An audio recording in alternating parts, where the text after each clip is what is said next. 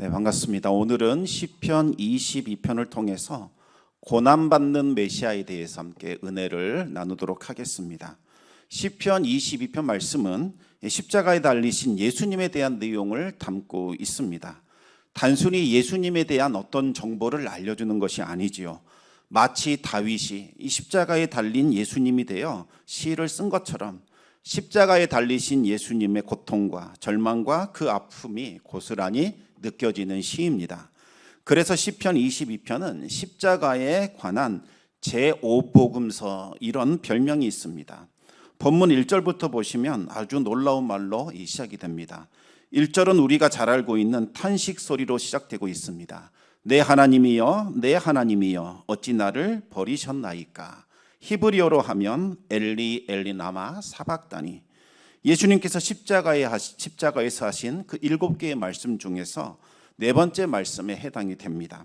그뿐만이 아닙니다. 군중들이 십자가에 달리신 예수님을 조롱하고 있는 장면, 또 예수님께서 십자가에 달려 있는 상황, 그리고 또 다 이루었다 하시면서 숨을 거두시는 장면을 연상시키는 그러한 내용들이 여기에 나오고 있습니다. 실제로 예수님은 시편 22편의 말씀을 인용하심으로써 다윗이 시편 22편에서 예언했던 바로 그 메시아가 십자가에 달리신 예수님이라는 것을 증명해 주셨습니다. 조금 더 자세히 한번 살펴보겠습니다. 이 시편을 지은 사람은 바로 다윗입니다. 지금 다윗은 흉악한 대적들에게 모진 핍박과 모진 고난을 받고 있는 중입니다. 다윗은 도저히 견딜 수 없는 극심한 고통을 하나님께 호소하면서 구원해 달라고 그렇게 간청하고 있습니다. 지금 다윗을 쫓고 있는 사람들은 낯선 이방인들이 아닙니다. 다윗으로부터 갚을 수 없는 큰 은혜를 입었던 사람들, 바로 사울 왕과 그의 부하들입니다. 이들은 골리앗 때문에 얼마나 큰 어려움과 곤경을 당했습니까? 블레셋이 골리앗을 앞세워서 사울과 이스라엘 군대를 업신여기며 조롱을 했습니다. 이스라엘 군대는 매일 아침마다 골짜기를 사이에 두고 블레셋 군대와 마주보면서 싸울 준비를 갖추었습니다. 그러면 골리앗이 나와서 큰 소리로 외칩니다. 이스라엘 군대를 모욕하며 도발을 하는 거지요. 너희 중에서 제일 싸움 잘하는 사람 한 사람을 보내어 나와 겨루자, 이렇게 이야기를 합니다. 하지만 이스라엘 군대 중에서 어느 하나 나서는 사람이 없었습니다. 다들 골리앗 때문에 얼어붙어서 한 발자국도 옮길 수가 없는 상황이 됩니다. 그러다가 골리앗이 갑자기 이스라엘 진영으로 성큼성큼 다가오기 시작하면 이스라엘 군대는 깜짝 놀라서 도망치기에 바빴습니다. 매일 아침마다 이러한 일들이 반복되고 있었습니다. 골리앗은 점점 더 담력을 얻더니 기고만장해집니다. 이제는 하나님까지 조롱하며 모욕하기 시작을 합니다. 하나님의 이름이 모욕을 받고 있는데도 피가 끓어오는 사람들이 한 사람도 없었습니다. 다들 두려움에 사로잡혀서 아무 말도 하지 못했습니다. 사울도 비겁한 사람처럼 칙문만 지키고 있었습니다. 이 상황을 단번에 뒤엎어버린 사람, 그 사람이 바로 다윗입니다. 다윗의 눈에는 골리앗이 이 곰이나 사자만도 못하게 보였습니다. 목동 시절 다윗은 하나님의 이름으로 이 새끼 양들을 빼앗아간 곰이나 사자를 쳐서 죽인 경험이 있었습니다. 그런데 지금 이 곰이나 사자만도 못한 사람이 칼과 창을 의지하여 만군의 하나님 여호와의 이름을 능욕하고 있는 것을 보니 다윗은 피가 끓어올라 도저히 참을 수가 없었던 겁니다. 다윗은 막대기와 물맷돌을 들고서 골리앗에게로 나가게 됩니다. 골리앗을 때려잡는 데에는 칼도 필요 없고 창도 필요 없고 막대기와 물맷돌만으로 충분하다는 거지요. 다윗은 칼과 창과 같은 무기를 의지하는 것이 아니라 만군의 하나님을 의지하고 있는 겁니다. 하나님이 주시는 권세와 능력으로 충분히 골리앗을 이길 수 있으리라 확신을 했습니다. 다윗은 이스라엘의 하나님이 얼마나 크고 위대한 분인지 알려주기를 원했습니다. 하나님보다 골리앗을 더 크게 여기고 겁에 질려 있는 이 이스라엘 백성들을 향하여 이 사실을 알려주고 싶었던 겁니다.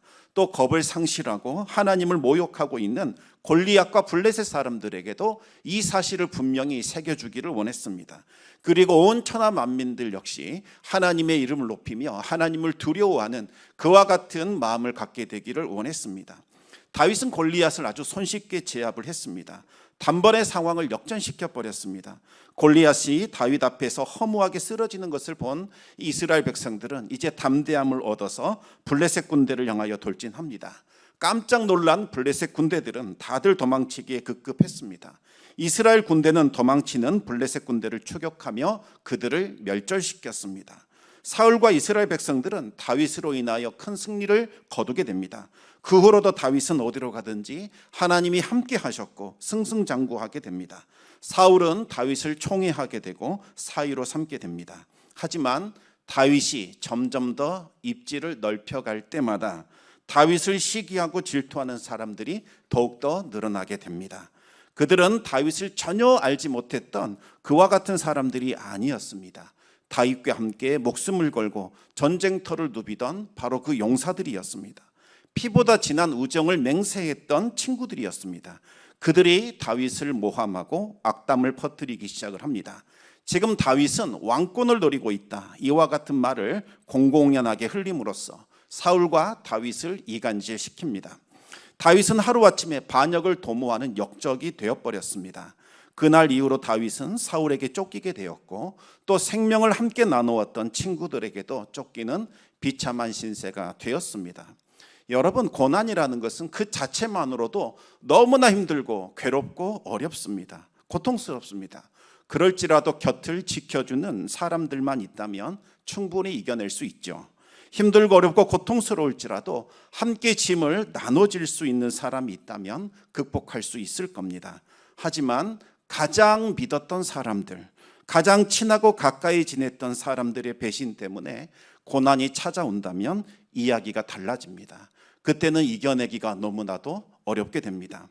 TV에 나오는 이 자연인들을 보면 가까운 사람의 배신 때문에 삶이 무너져서 산으로 들어온 사람들이 생각보다 많습니다.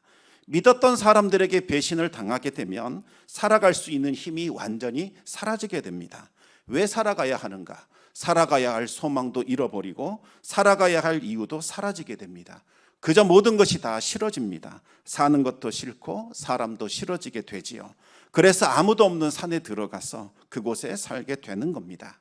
다윗이 가장 믿고 신뢰했던 사람들, 그들이 다윗을 고통으로 몰아넣은 겁니다. 함께 하나님을 예배했고 또 찬양했던 그 사람들, 그들이 하나님의 백성 이스라엘을 위하여, 우리가 하나님의 영광을 위하여 목숨을 걸고 싸우자 했던 바로 그 믿음의 용사들, 그들이 다윗을 배반한 겁니다.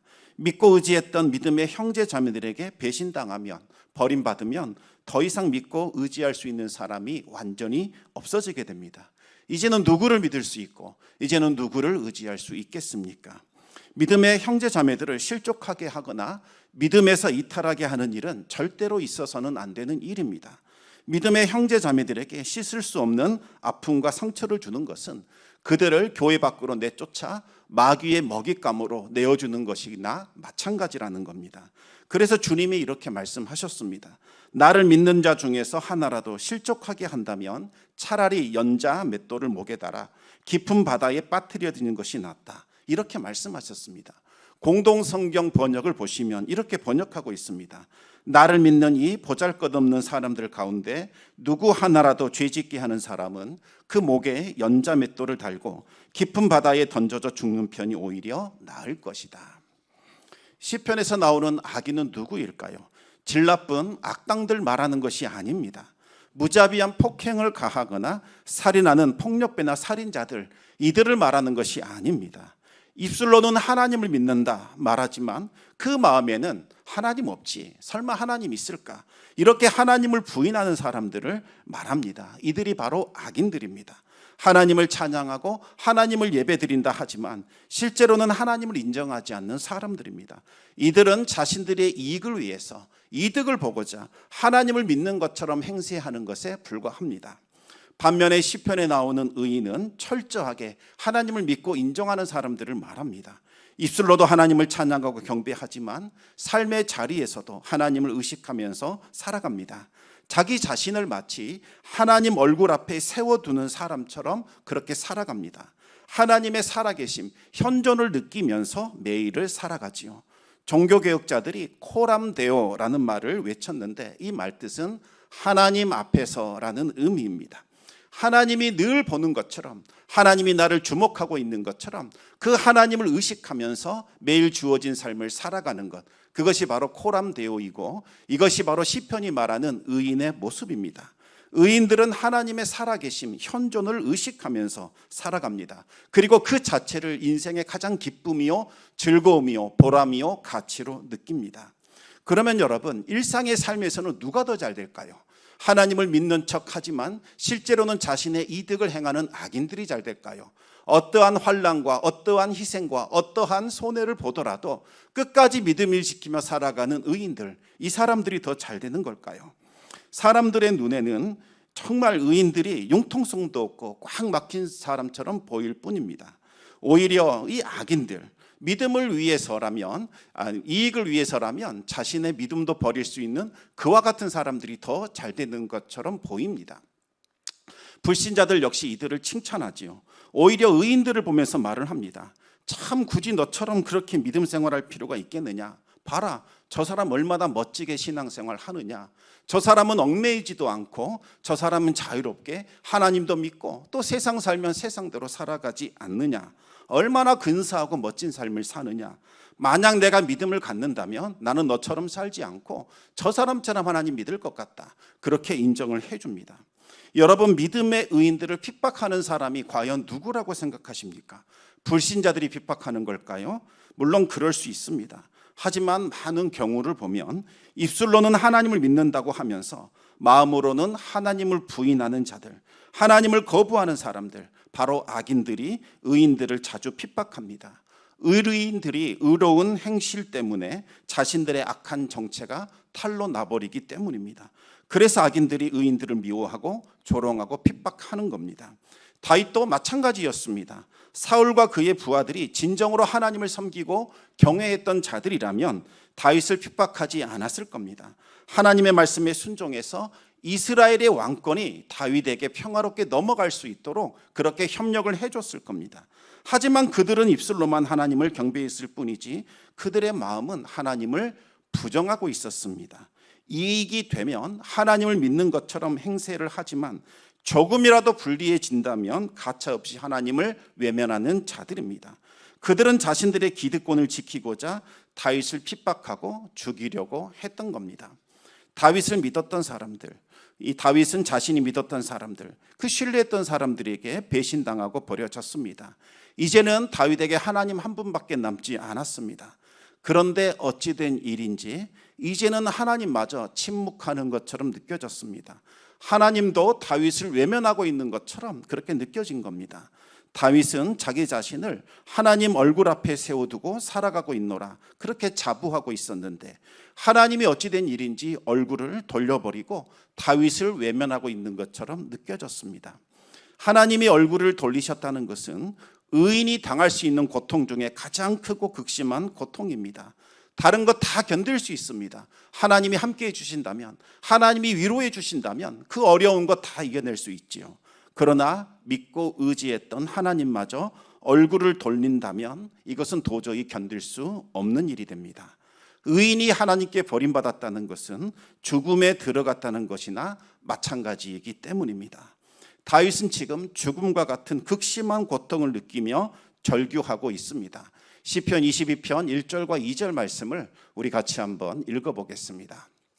내 하나님이여, 내 하나님이여, 어찌 나를 버리셨나이까? 어찌 나를 멀리하여 돕지 아니하시오며 내 신음소리를 듣지 아니하시나이까? 내 하나님이여, 내가 낮에도 부르짖고 밤에도 잠잠하지 아니하오나 응답하지 아니하시나이다. 아멘. 다윗은 밤낮으로 하나님을 찾고 부르짖었지만 어찌된 일인지 아무 응답이 없습니다. 하나님의 침묵은 고난 가운데 있는 의인에게는 견딜 수 없는 극심한 고통입니다. 다윗은 하나님이 멀리 떠난 것처럼 느껴졌고 아무리 불러도 고개를 돌린 채 외면하는 것처럼 느껴졌습니다. 지금 다윗은 인간의 모든 존귀함이 다 짓밟히고 있는 너무나도 힘들고 극심한 비천한 가운데 있습니다. 시편 22편 6절에서 9절까지 말씀 계속해서 읽어보겠습니다. 나는 벌레요 사람이 아니라 사람의 비방거리요 백성의 조롱거리이다. 나를 보는 자는 다 나를 비웃으며 입술을 비죽거리고 머리를 흔들며 말하되 그가 여호와께 의탁하니 구원하실 걸, 그를 기뻐하시니 건지실 걸 하나이다.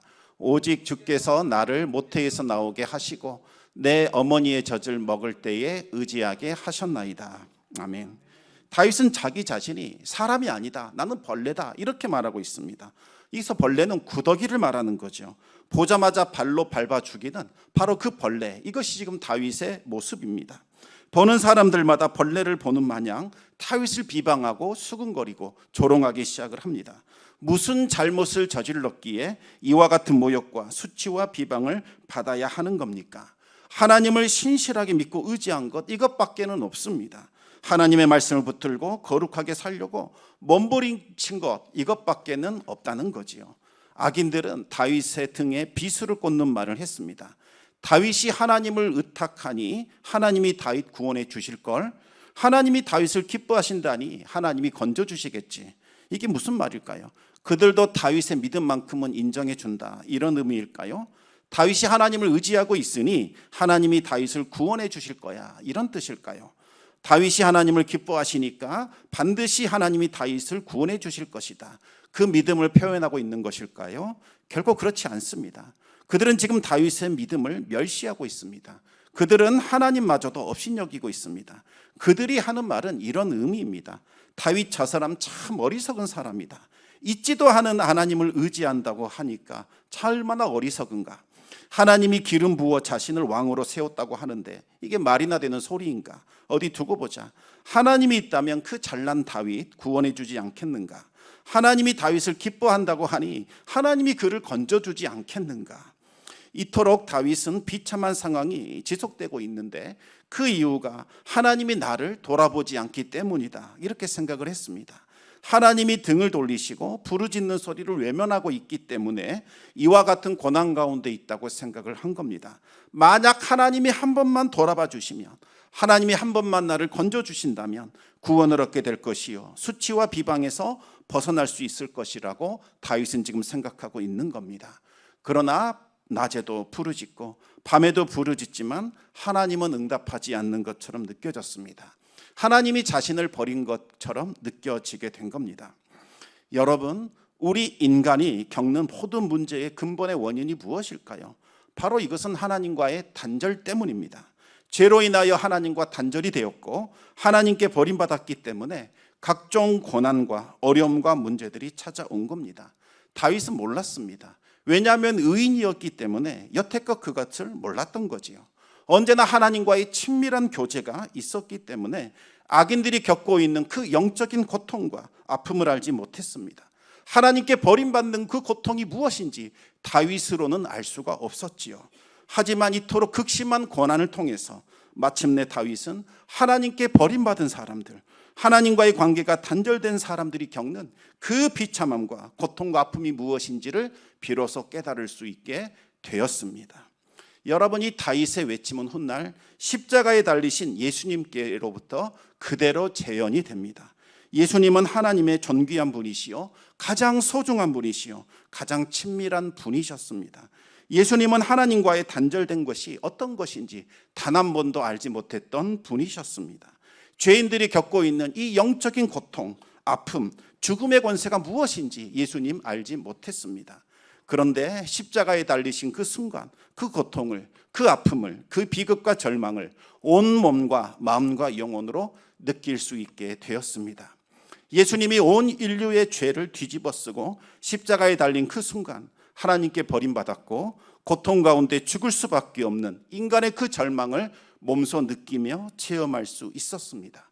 예수님은 비로소 그 아픔을 시편 22편 1절과 2절에서 나오는 다윗의 절규를 통하여 표현을 하신 겁니다. 엘리 엘리 나마 사박다니, 내 하나님이여 내 하나님이여 어찌 나를 버리셨나이까. 어찌 나를 멀리하여 돕지 아니하시오며 내 신음소리를 듣지 아니하시나이까. 내 하나님이여 내가 낮에도 부르짖고 밤에도 잠잠하지 아니하오나 응답하지 아니하시나이다.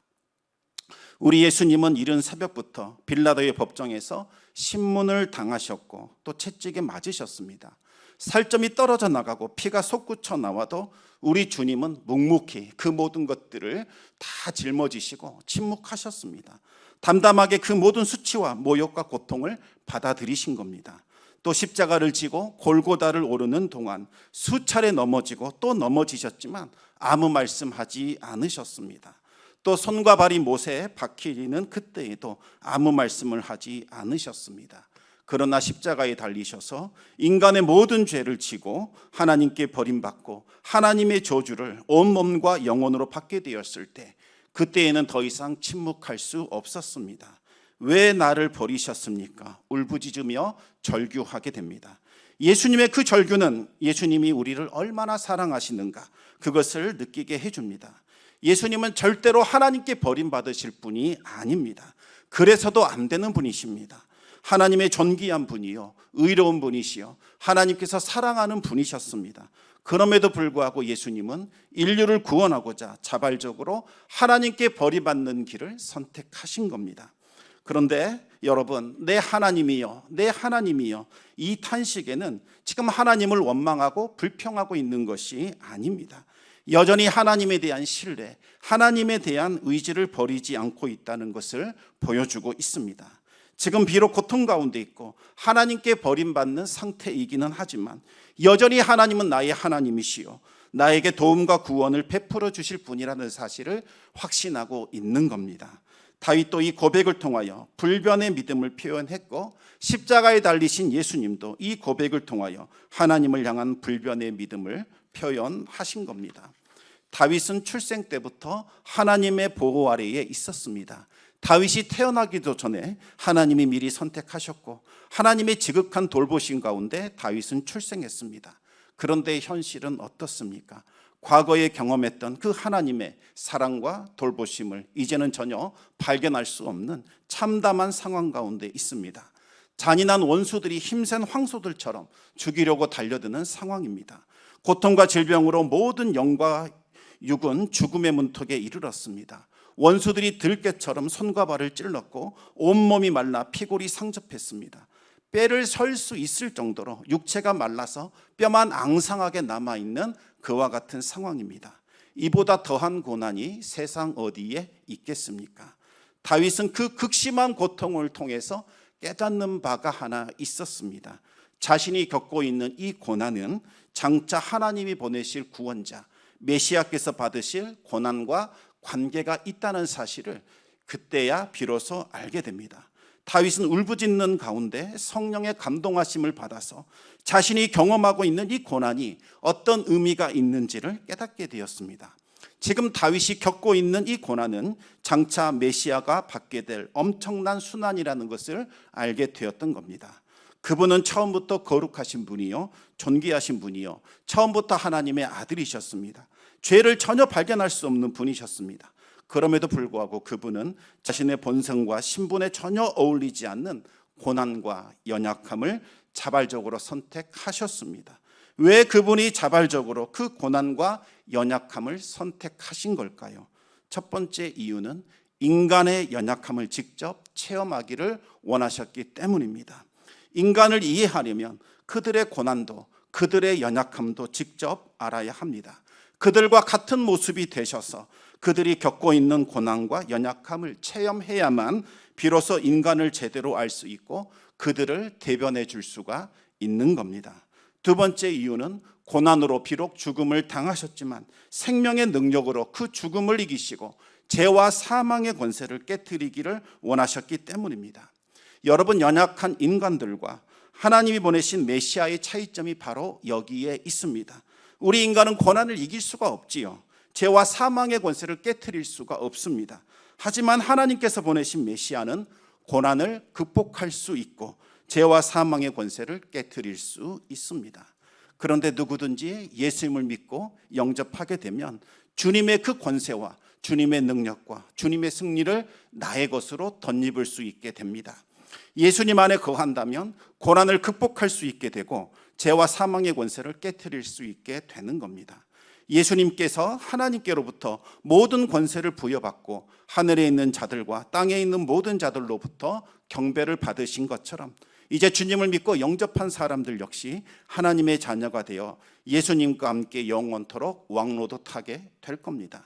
다윗은 이 고난을 통하여 장차 오실 예수님의 고난을 깨닫게 됩니다. 그리고 그 고난에 동참할 수 있게 되었습니다.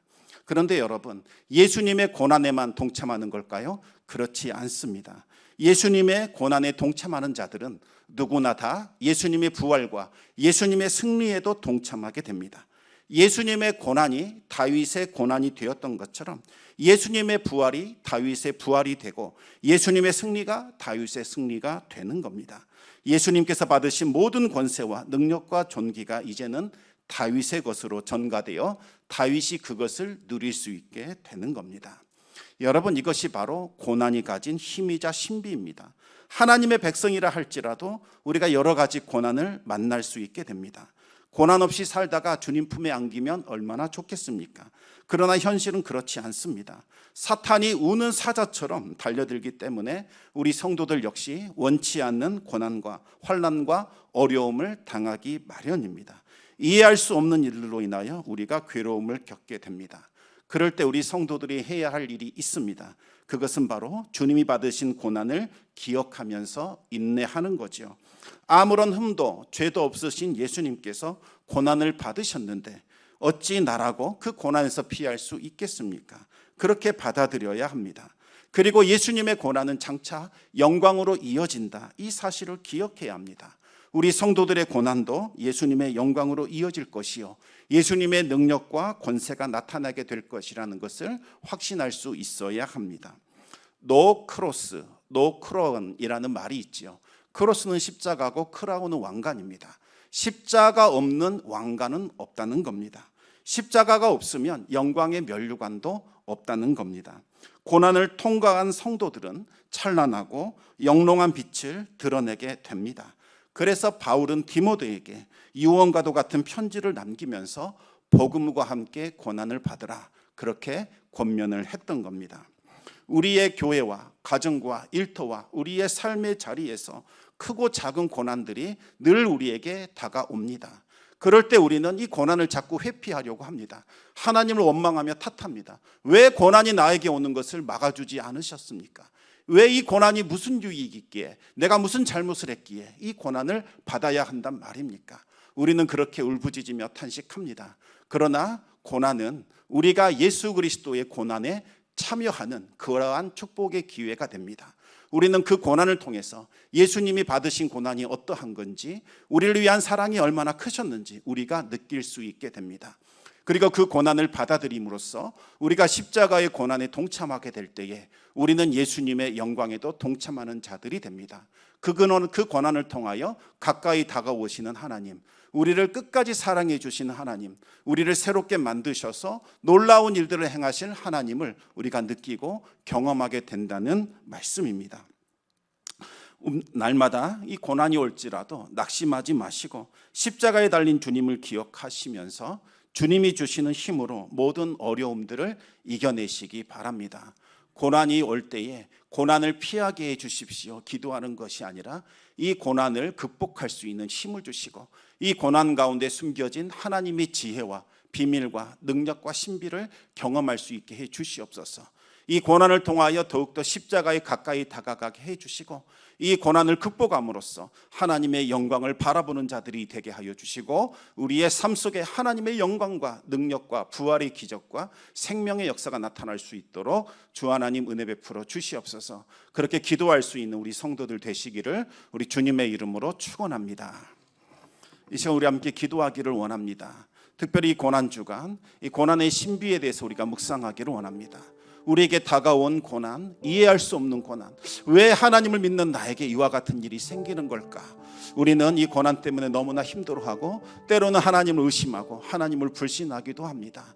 오늘 다윗이 절규했던 것처럼 나의 하나님이여, 나의 하나님이여, 왜 나를 버리시나이까? 내가 밤에도 부르짖고 낮에도 부르짖는데 왜 내 목소리를 듣지 아니하십니까? 우리가 그렇게 탄식하며 기도할 때가 많습니다. 그런데 그 기도가 다윗의 기도였고 십자가에 달리신 예수님의 기도였습니다. 무엇을 말하는 겁니까? 하나님을 떠난 자들에게 이와 같은 아픔이 있다는 겁니다. 정말 우리가 이 고난을 통하여 예수님의 마음, 예수님의 희생, 우리를 향한 그분의 사랑을 우리가 느끼고 회복하기를 원합니다.